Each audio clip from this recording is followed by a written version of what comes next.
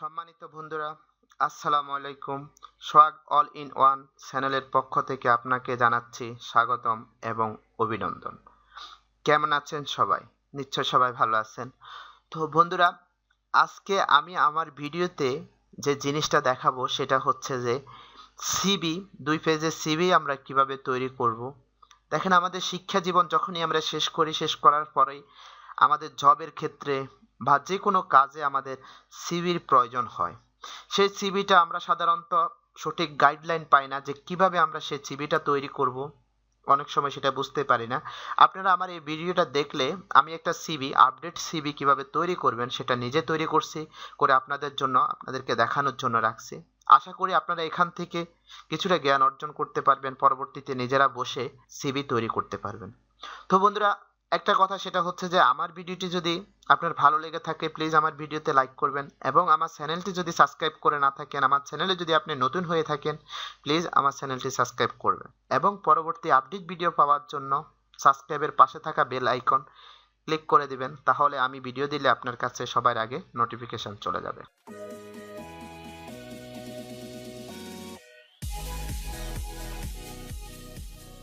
তো বন্ধুরা, সিভির প্রথমে আমরা অনেক সময় উপরে সিভি লিখি বা কারিকুলাম বিটা, যাই বলেন, বায়োডাটা, সেটা আমরা লিখতে পারি।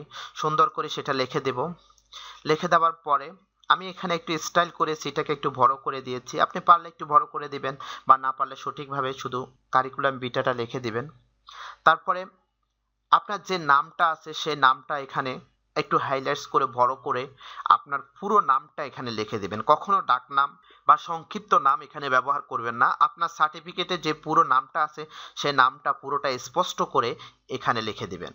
তারপরে আপনি মোবাইল নাম্বার ব্যবহার করবেন। মোবাইল নাম্বার একের অধিক ব্যবহার করার কোনো প্রয়োজন নেই, একটা নাম্বার ব্যবহার করাই যথেষ্ট। তারপরে হচ্ছে যে আপনি একটা ছবি ব্যবহার করবেন, খুবই সুন্দর।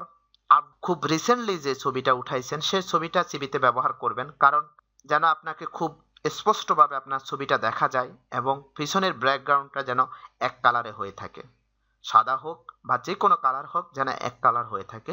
ছবিটা যেন মার্জিত, দেখতে খুব সুন্দর মনে হয় বা সুন্দর লাগে। তারপরে ছবি দিবেন।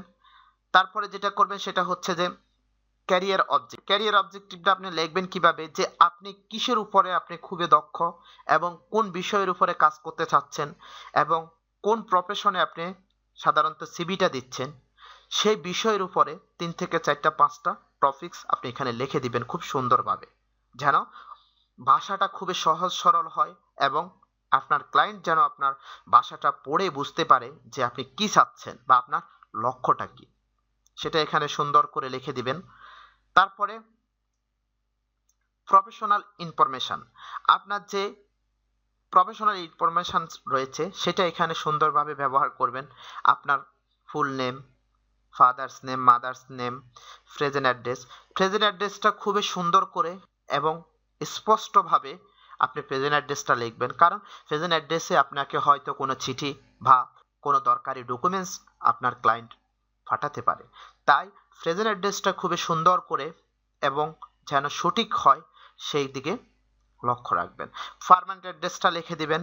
তারপরে ইমেল আইডিটাও আপনি খুব সুন্দরভাবে আপনার নামের উপর যদি কোনো ইমেল আইডি থাকে সেটা এখানে লিখে দিবেন। কিন্তু একটা কথা মনে রাখবেন বা খেয়াল রাখবেন যে আপনি ইমেল আইডিটা যেন সুইট ড্রিম, সুইট হার্ট, বা আমরা অনেকে দেখা যাচ্ছে যে এরকমভাবে জিমেল আইডি খুলে থাকি, ইয়াহু আইডি খুলে থাকি, এরকম অবাস্তব কথাবার্তা দিয়ে যে জিমেল আইডি খোলা আছে সেরকম জিমেল আইডি ব্যবহার করবেন না, কারণ এতে আপনার মর্যাদা হানি হবে বা আপনাকে ছোট দেখাবে। সুন্দর মতো আপনার নামের উপর যদি কোনো মেইল আইডি খোলা থাকে সেই মেইল আইডিটা ইউজ করবেন। তারপরে মোবাইল নাম্বার এখানে চাইলে আপনি আবার দিতেও পারেন, না দিলেও কোনো প্রবলেম নেই, উপরে তো একবার দেওয়াই আছে। তারপরে আপনার জন্ম তারিখ, nationality, place of birth, religion এবং ব্লাড গ্রুপ, এখানে এগুলা সুন্দর করে আপনার পার্সোনাল ইনফরমেশনে সবগুলা দিয়ে দিবেন। আরও কোনো তথ্য যদি আপনার থেকে থাকে সেটা আপনি এখানে অ্যাড করতে পারেন। তারপরে হচ্ছে যে ওয়ার্ক এক্সপিরিয়েন্স, আপনি যে এক্সপিরিয়েন্সে কাজ করেছেন বা যে এক্সপিরিয়েন্স আপনার আছে, যদি কোনো এক্সপিরিয়েন্স আপনার থেকে থাকে সেটা আপনি এক্সপিরিয়েন্স ব্যবহার করতে পারেন। দেখা যাচ্ছে যে আমরা অনেক সময় ইউনিভার্সিটি লাইফ অতিক্রম করে খুব নতুন আমাদের কোনো এক্সপিরিয়েন্স নাই, সেক্ষেত্রে আমরা কি করব? অনেক সময় দেখা যাচ্ছে যে আমি ইউনিভার্সিটি থাকা অবস্থায়ও দেখা যাচ্ছে যে আমাদের বাণিজ্য মেলা হয় বা ১ মাসের মেলা হয় বা কোনো বই মেলাতে আমরা ১ মাসের জন্য জব করে থাকি, বা দেখা যাচ্ছে কোনো কল সেন্টারে আমরা জব করে থাকি। সেরকম কোনো এক্সপেরিয়েন্স যদি আপনার থেকে থাকে সেটা আপনি উল্লেখ করতে পারেন এবং সঠিক আপনি সেটা উল্লেখ করে দিবেন। আর যদি আপনার এক্সপেরিয়েন্স থেকে থাকে তাহলে সুন্দর করে সে এক্সপেরিয়েন্সটা দিবেন। তারপরে ইন্টারেস্ট, আপনি চাইলে ২-৩টা ইন্টারেস্ট আপনার যদি থেকে থাকে যে ভালো লাগে সেটা আপনি এখানে লিখে দিতে পারেন। আপনার শখ সম্পর্কে আপনার লিখতে পারেন ২-৩টা। তারপরে হচ্ছে যে মোস্ট ইম্পর্টেন্ট যে জিনিসটা সেটা হচ্ছে একাডেমিক কোয়ালিফিকেশন। একাডেমিক কোয়ালিফিকেশনটা আপনি এমনভাবে ব্যবহার করবেন, প্রথমে বড় ডিগ্রিটা যেটা আপনি দেখা যাচ্ছে যে এম এ হলে এম এ, বিএ বা যেটা প্রথম বড় ডিগ্রিটা ব্যবহার করবেন, তারপরে ছোট ডিগ্রি, তারপরে ছোট ডিগ্রি, এভাবে আস্তে আস্তে ক্রমান্বয়ে ধাপে ধাপে ছোটটা নিচের দিকে দিবেন। তাহলে প্রথম এখানে আপনি দেখা যায় ইউনিভার্সিটি, সাবজেক্ট, ডিউরেশন এবং পাসিং ইয়ার, রেজাল্ট, এই জিনিসগুলো এখানে সুন্দর করে পয়েন্ট আকারে লিখে দিবেন।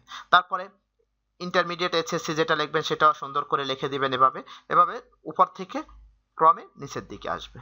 তারপরে আপনি যেটা করবেন সেটা হচ্ছে যে কম্পিউটার স্কিল। দেখেন আজকাল দেখা যাচ্ছে সব জবের ক্ষেত্রেই আপনার মাইক্রোসফট অফিস, তারপরে দেখা যাচ্ছে যে আপনার Excel, PowerPoint, internet browsing, এই জিনিসগুলা কম্পিউটার এখন অ্যাভেলেবেল হয়ে গেছে।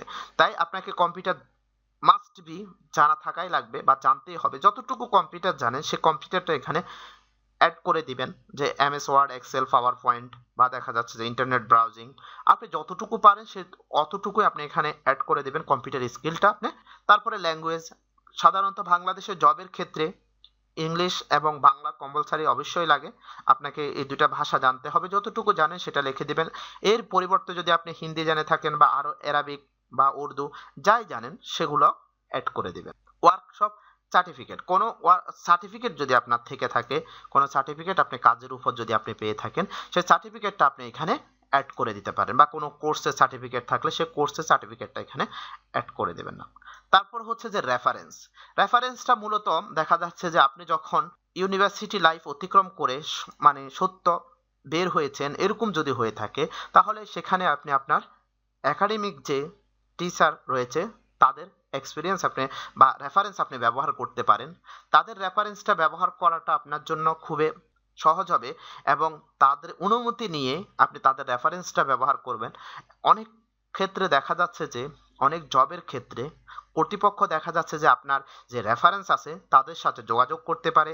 তাই আপনি সঠিকভাবে ওনার ঠিকানাটা এবং নাম, পদবি, নাম্বারটা ব্যবহার করবেন, যেন আপনাকে চিনতে পারে। আপনি আগে অনুমতি নিয়ে নেবেন। এটা হচ্ছে যে রেফারেন্স। রেফারেন্স একটাও দিতে পারেন, দুটোও দিতে পারেন, কোনো প্রবলেম নেই। তারপরে হচ্ছে ডিক্লারেশন। সর্বশেষে আপনি তাদেরকে বুঝাবেন যে উপরে যে কথাগুলো আমি লিখেছি সবগুলো সত্য এবং আমার জানা মতো এগুলো আমি লিখেছি এবং আমি এখানে কোনো মিথ্যার আশ্রয় নিই নাই, সেই জিনিসটা এখানে সুন্দর করে উঠাই দিবেন। ডিক্লারেশনটা শেষ। তারপরে লাস্ট সর্বশেষ যেটা সেটা হচ্ছে যে আপনি সিগনেচার অফ ক্যান্ডিডেট।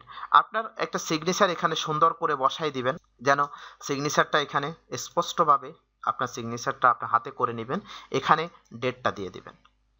এটাই হচ্ছে যে আমাদের একটা সিভি। একটা জিনিস লক্ষ্য রাখবেন সেটা হচ্ছে যে সিভি কখনো যেন 2 পেজের বেশি বড় না হয়ে যায়। 1 পেজে যদি আপনি করতে পারেন সেটা তো আরো ভালো। আমার 1 পেজের একটা সিভি ফরম্যাট আরেকটা ভিডিও আছে, চাইলে আপনারা ওই ভিডিওটি দেখতে পারেন। তো আপনার যদি 2 পেজে হয়ে থাকে তাহলে তো 2 পেজে করবেন। 2 পেজের অতিরিক্ত যেন সিভি না হয়ে যায়। 2 পেজের অতিরিক্ত সিভি হয়ে গেলে দেখা যাচ্ছে যে আপনি যেখানে দিচ্ছেন তারা ওই সিভিটা দেখতে চায় না বা দেখে না নিচের দিকে। তো এত বড় করে সিভি না বানানোটাই সবচেয়ে বেটার। আপনাকে 2 পেজের সিভি বানাবেন। তো বন্ধুরা, আশা করি আপনারা নিজেরা বাসায় বসে নিজেদের এরকম ভাবে একটা সিভি, 2 পেজের একটা সিভি ফরম্যাট আপনারা তৈরি করতে পারবেন। যে আজকের ভিডিওটা দেখার পরে আপনাদের কিছু না কিছু অভিজ্ঞতা হয়েছে যে কি কি একটা সিভিতে ব্যবহার করবেন বা কি কি জিনিস আপনারা সিভিতে দিবেন। ওকে বন্ধুরা, আমার ভিডিওটি যদি ভালো লেগে থাকে প্লিজ আমার ভিডিওটিতে লাইক করবেন এবং আপনারা যদি কোনো কিছু বুঝতে কষ্ট হয়, কোনো কিছু না বুঝে থাকেন তাহলে কমেন্টসে জানাবেন, আমি চেষ্টা করব তার কমেন্টসের উত্তর দেওয়ার জন্য। আর বন্ধুরা, লাস্ট একটাই কথা, সেটা হচ্ছে যে আমার চ্যানেলটি যদি সাবস্ক্রাইব করে না থাকেন প্লিজ আমার চ্যানেলটি সাবস্ক্রাইব করবেন। ওকে বন্ধুরা, আজকে এ পর্যন্তই। পরবর্তীতে দেখা হবে অন্য কোনো ভিডিওতে অন্য কোনো টপিকস নিয়ে। ওকে বন্ধুরা, আল্লাহ হাফেজ।